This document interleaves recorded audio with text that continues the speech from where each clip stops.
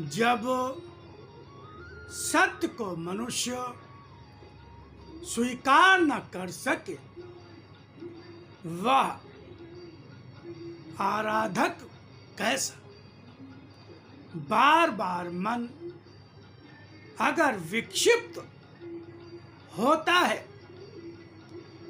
भावना में अनास्था का भाव ही गहरा होता है और अनास्था का आना तो स्वयं ही बहुत बड़ा कष्ट है।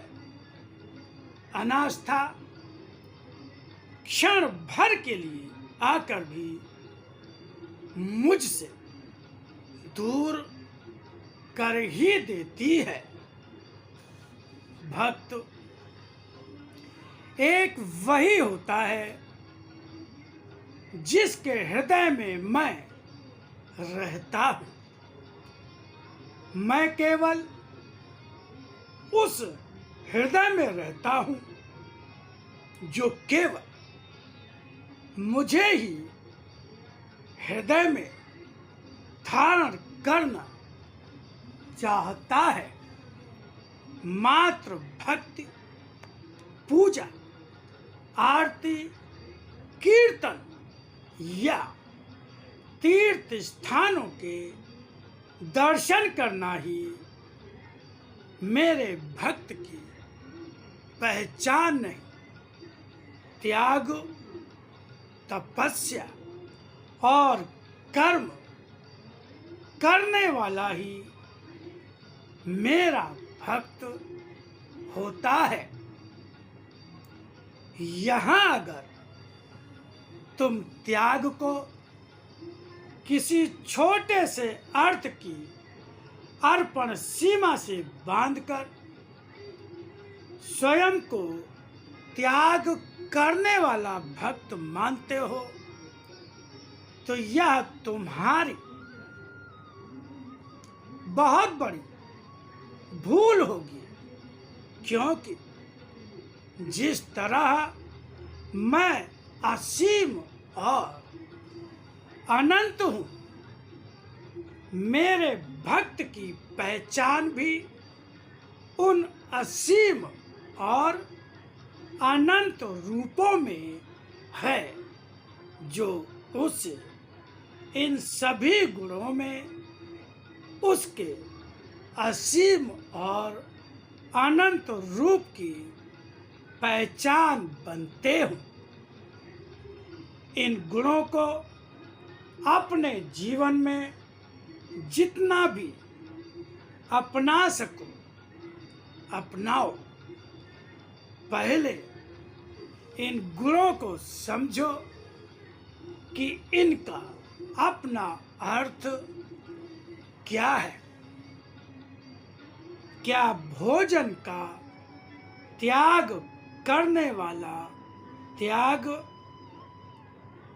किन्हीं विशेष दिनों में व्रत या घरेलू सुख साधनों का, अच्छे वस्त्रों और गृहस्थी का त्याग।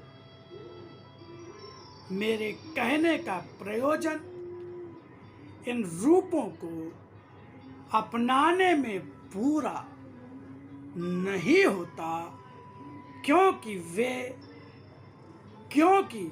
ये त्याग के रूप या साधन है ही नहीं।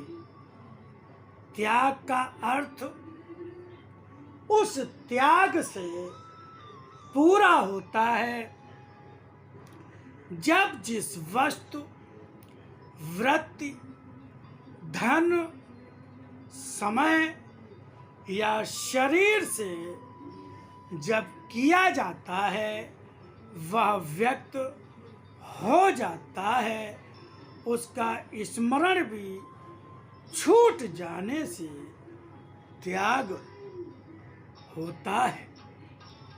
त्याग की हुई वस्तु, वृत्ति, धन, समय जब स्मरण से भी अलग हो जाता है तभी त्याग किया हुआ होता है।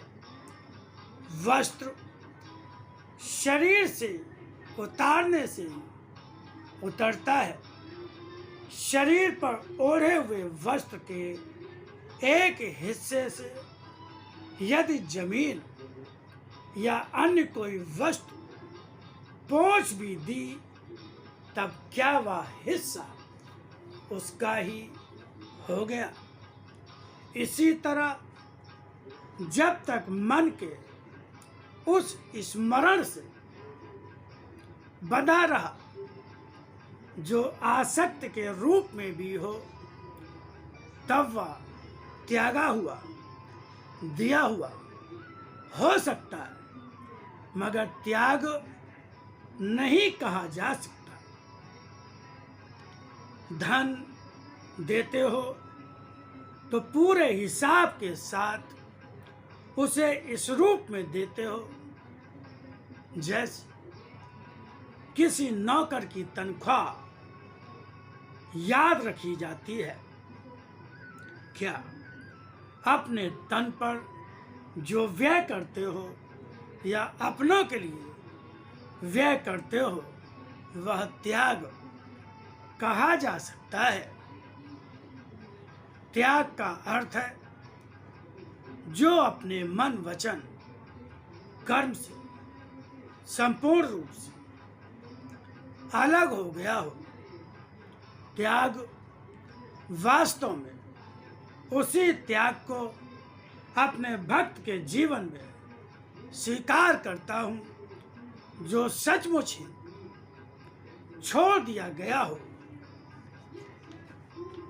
धन देते हो,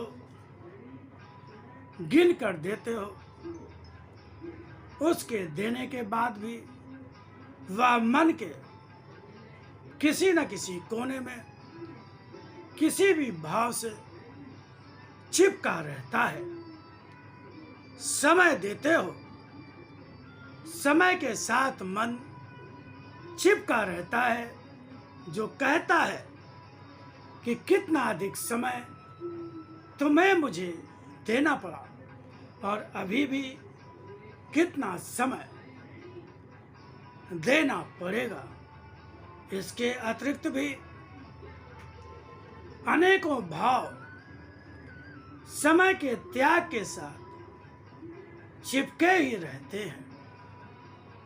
शरीर की शक्ति देना होता है तो शरीर बड़े कष्ट के साथ समय देता है। ऐसा त्याग तुम्हारे लिए भक्ति या पूजा का संचय नहीं दे पाता।